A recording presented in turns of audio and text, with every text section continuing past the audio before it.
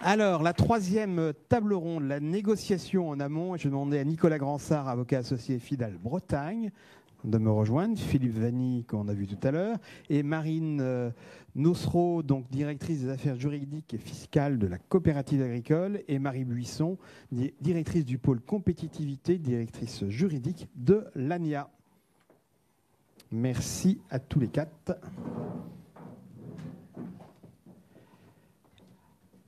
Toujours mon petit texte juridique de départ, le dispositif Egalim est destiné à sécuriser et garantir la rémunération du producteur et à notamment instaurer la règle de la construction du prix en marche avant, non pratiquée jusqu'alors dans le cadre de la relation amont.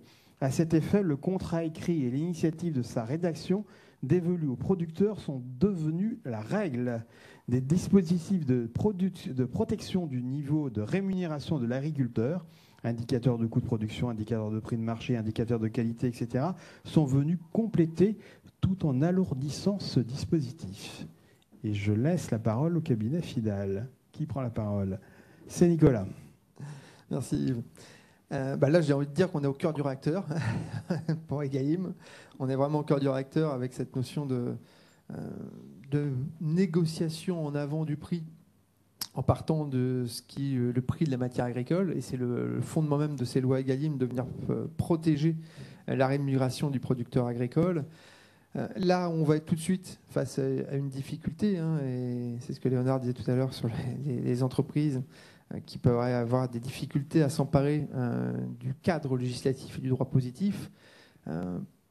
Pour bon nombre de producteurs agricoles, le juridique va être perçu au départ, en tout cas, comme une contrainte. Alors on voit évidemment le bénéfice attendu. Et ça, les producteurs sont des gens intelligents.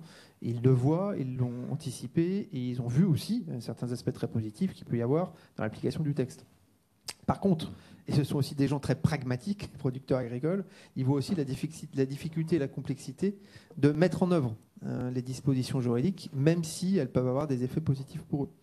Et donc, le fait d'avoir une négociation qu'on appelle en avant, c'est-à-dire qui part de la base pour construire la proposition contractuelle, c'est parfois difficile. Et en pratique, il peut y avoir une vraie difficulté de terrain à venir proposer pour le producteur le contrat tel que prévu par le Code rural de la pêche maritime et tel que renvoyé par les dispositions du Code de commerce. Donc ça, c'est une des premières difficultés qu'on peut trouver. Après, la question qui se pose, et c'est sous-jacent à ce que vous disiez, c'est en pratique, finalement, ça donne quoi? Alors, il y a eu des évolutions, il y en a encore. Il y a des contrats qui existent, il y a des contrats qui sont mis en œuvre. Ça a des effets. Je serais ravi d'avoir la position de nos intervenants sur le sujet, mais ça a des effets. Alors après, toujours pareil, suffisant, insuffisant, là on sera là pour débattre, mais ça a des effets. Est-ce que c'est améliorable? Certainement. De quelle manière? Là aussi, alors là on voit que la table ronde de tout à l'heure, la précédente était passionnante, on voit bien les aspirations de chacun et les propositions de chacun, plus de liberté, plus de contraintes, plus de contrôle, la notion d'indicateur, plus ou moins les mêmes, des différents, enfin voilà, il y a plein de sujets. Mais tout part de ce contrat de départ. Si on part des matières premières agricoles, tout part de cette négociation amont.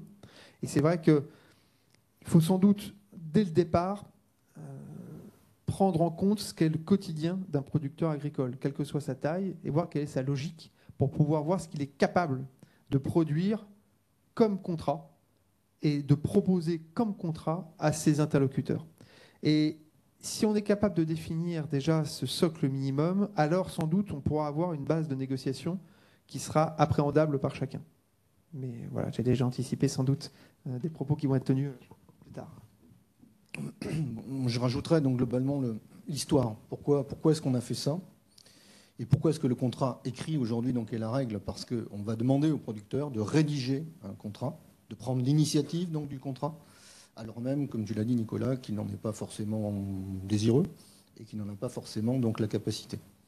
Alors il faut savoir que la négociation donc, entre le producteur et le premier acheteur finalement n'existait pas ou très peu, puisque la négociation commerciale se faisait à rebours, c'est-à-dire qu'on partait donc de l'aval, le prix donc du marché, le prix décidé donc par les distributeurs, pour ensuite donc revenir vers l'amont et regarder s'il existait donc encore des marges à aller chercher, et ces marges n'étaient pas existantes donc au niveau donc, du producteur. Et on a donc décidé, et ça c'est louable, de donner au producteur la liberté de construction de son prix. C'est donc désormais, comme pour les fournisseurs, la possibilité de fixer donc un prix et des règles. Ça, c'est le premier point.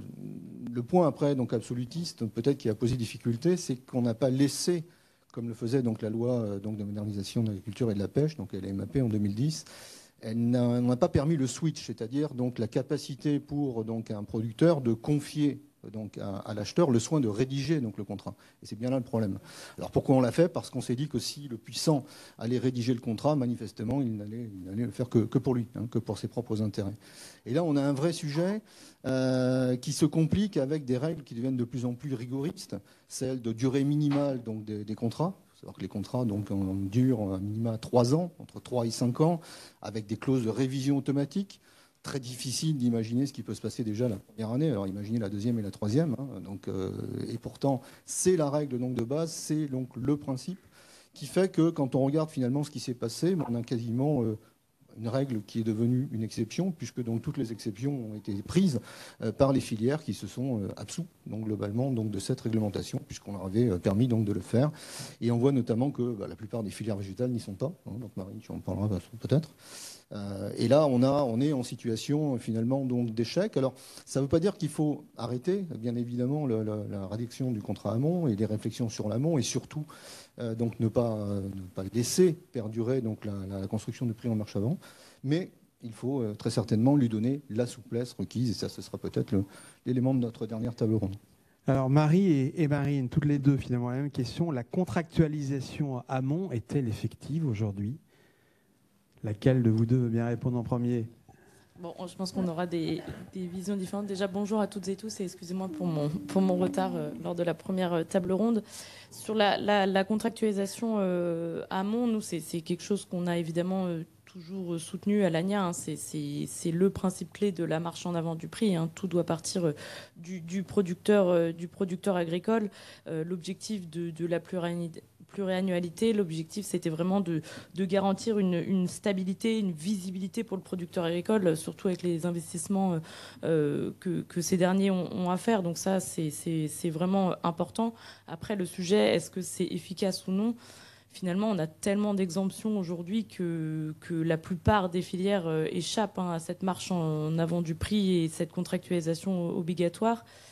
Et finalement, nous, en tant qu'industriels, on n'a pas une vision parfaite, puisque, et des fois, je pense que c'est le législateur n'a pas ça en tête, dans la relation producteur, fournisseur et distributeur, on n'est pas que trois, il n'y a pas que trois maillons, en fait, et surtout entre le producteur agricole et l'industriel, parfois, il y a 2, 3, 4 maillons.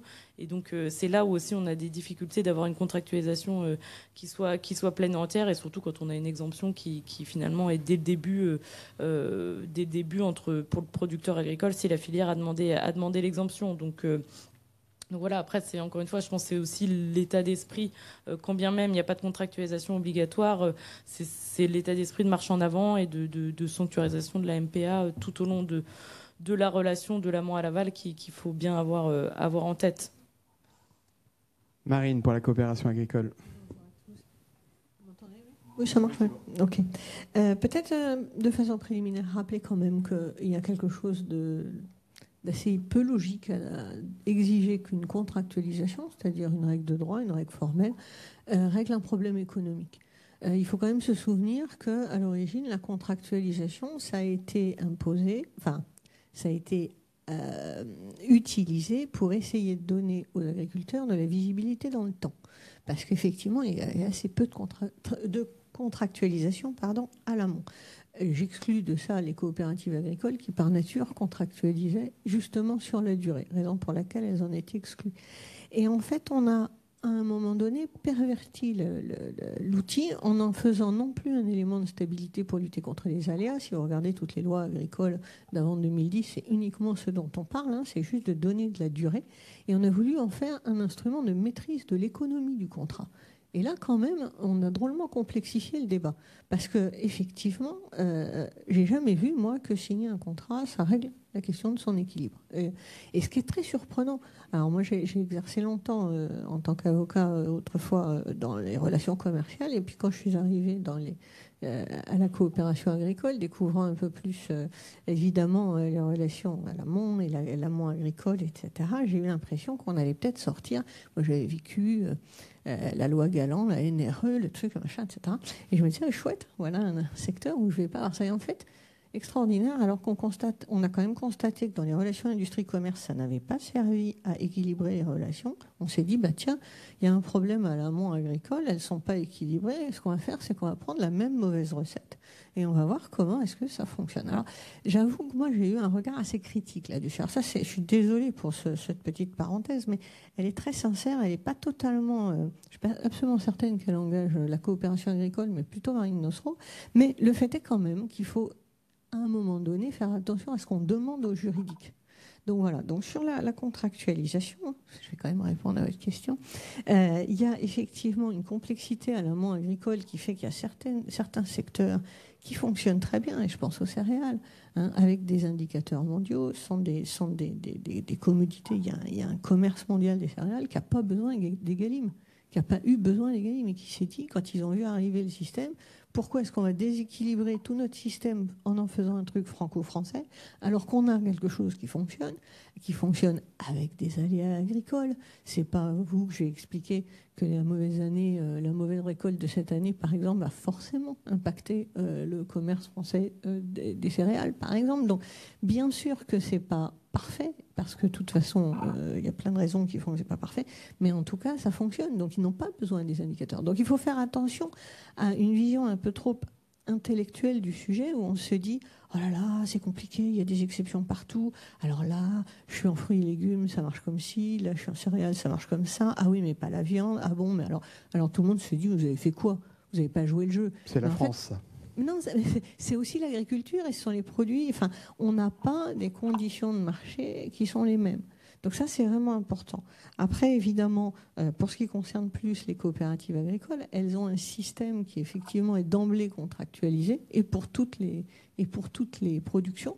Mais le reste, et on le voit avec l'actualité dans le lait, par exemple, est beaucoup moins soumis à une contractualisation beaucoup moins stable, malgré les égalités.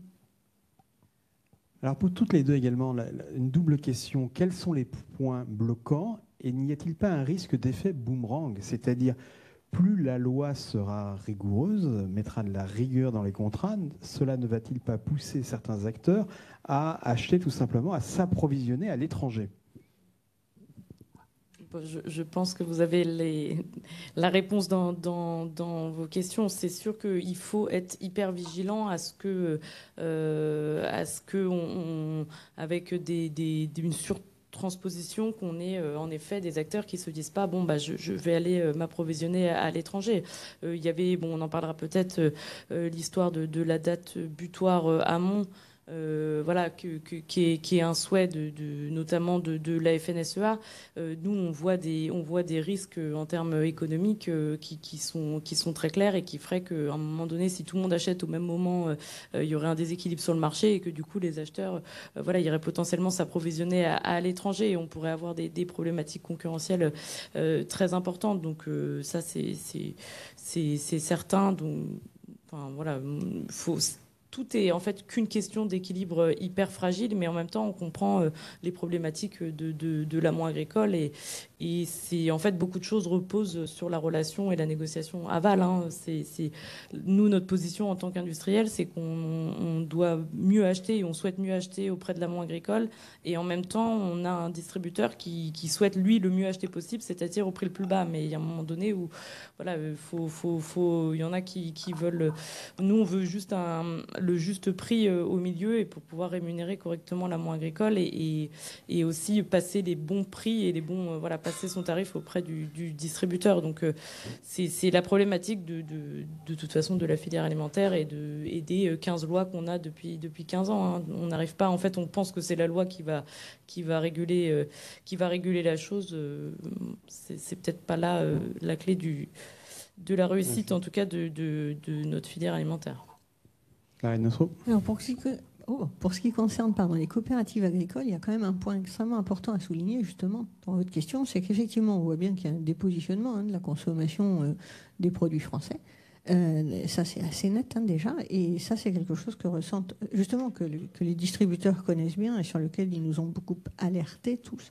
Et pour les coopératives agricoles, qui sont forcément des entreprises qui collectent la production française, c'est particulièrement important puisque c'est elles qui sont dépositionnées, puisqu'elles n'ont aucune capacité, c'est juridiquement interdit, à aller s'approvisionner, à changer d'idée en disant tiens, je vais basculer 4,5 millions de mon 4,5 millions litres de lait, comment est-ce qu'on dit ça, oui, en allant l'acheter ailleurs qu'en France.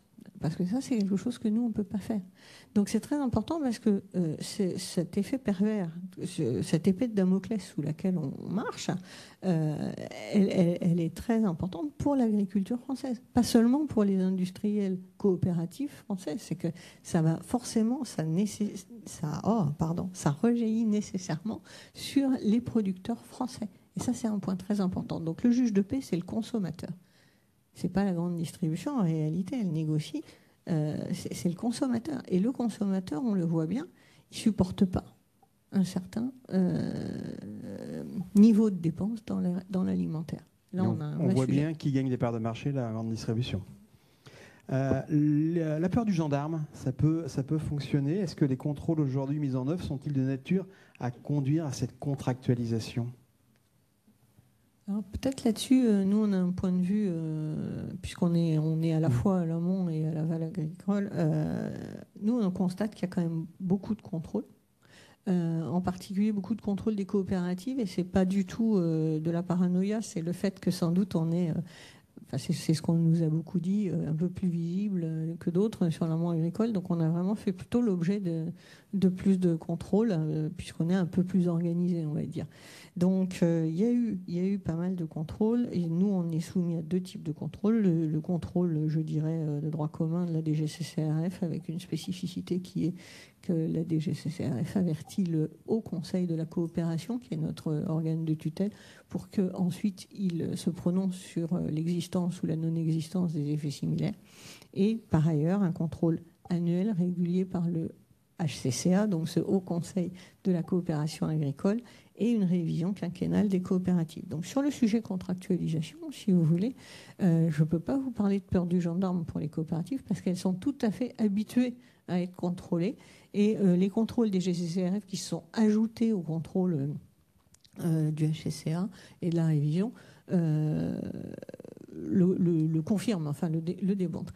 Après, sur les autres secteurs, parce que la DGCCRF ne contrôle pas que les coopératives, encore une fois quand même, je pense qu'effectivement c'était assez nouveau, mais je suis moins bien placée pour en parler. Pour l'ANIA. Oui, et la Cour des comptes avait publié un rapport sur la contractualisation amont, et il était indiqué que les contrôles étaient en croissance de 140% entre 2022 et 2023, et sur l'ensemble du territoire et l'ensemble des catégories d'acheteurs. Donc il y a quand même un accroissement des contrôles sur le sujet. Encore une fois, c'est une machine qui est aussi lente à démarrer. Il faut que tout le monde s'approprie les nouvelles dispositions, et particulièrement les producteurs agricoles. Il a fallu les former et autres à la contractualisation et montrer aussi l'effet bénéfique de la contractualisation. On voit qu'aujourd'hui, certaines filières sont toujours réticentes à cette contractualisation, mais parce qu'il y a des particularités, encore une fois. Mais la clé de voûte, en effet, c'est la DGCCRF. Après, la DGCCRF a les moyens qu'elle a, et il y a déjà beaucoup aussi à faire dans les contrôles des relations commerciales à l'aval. Donc il y a aussi ce sujet-là. On fait énormément de jolies lois, ou pas, et la DGCCRF n'a pas les moyens derrière qui suivent. Donc on se disait, la sanctuarisation de la matière première agricole, certains disaient ça ne fonctionne pas. Ça ne fonctionne pas parce qu'il n'y a pas de contrôle. Et je pense que si l'année prochaine, on a un beau rapport de la DGCCRF qui pointe du doigt qui respecte pas, ou les problématiques rencontrées des uns et des autres, ça peut aussi permettre de nous aider. On voit que sur les pénalités logistiques, il y a eu beaucoup de contrôles à une époque de la DGCCRF. Malheureusement, c'est un peu la peur du gendarme. On fonctionne comme ça. Ça a tout de suite des effets immédiats. Et sur ce sujet-là, et sur l'amont et sur la sanctuarisation de la MPA, on voit que la DGCCRF peine à contrôler, mais parce qu'aussi il y a une complexité qui est présente. Hein. Ça, on ne va pas le nier, mais bon, je pense que c'est vraiment la clé de voûte si on veut que ça fonctionne réellement. Peut-être, pardon, je voulais me permettre d'ajouter, puisque Marie évoquait à juste titre le rapport de la Cour des comptes.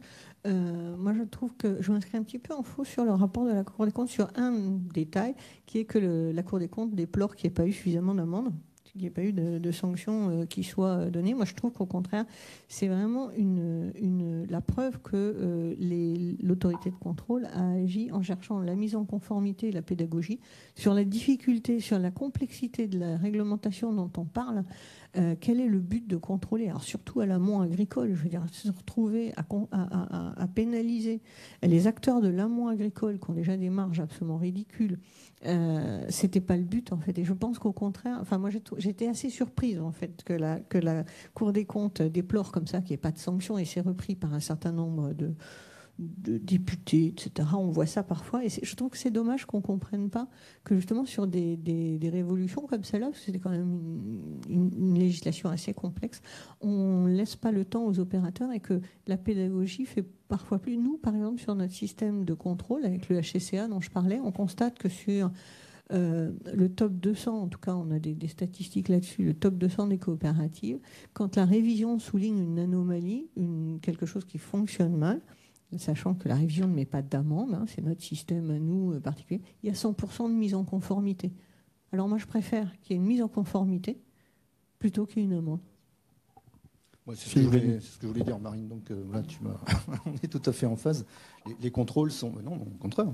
Les contrôles donc sont menés de façon très pédagogique en fait. Hein. Ils sont pas là pour sanctionner. Ils sont là donc justement pour informer, apporter donc le niveau donc d'information suffisant, aider, assister. Donc c'est un point important. Ce qui est intéressant dans le contrôle aussi, c'est que ça permet donc de faire prendre conscience au co-contractant qu'il est lui aussi. Donc de l'autre côté. Parce que souvent on dit ça c'est le problème du producteur, le contrat écrit c'est le producteur, donc l'initiative c'est le producteur, et s'il ne veut pas, moi je ne contractualise pas, je n'ai pas d'obligation de le faire. La réponse est tout à fait fausse. Il faut absolument le contractualiser.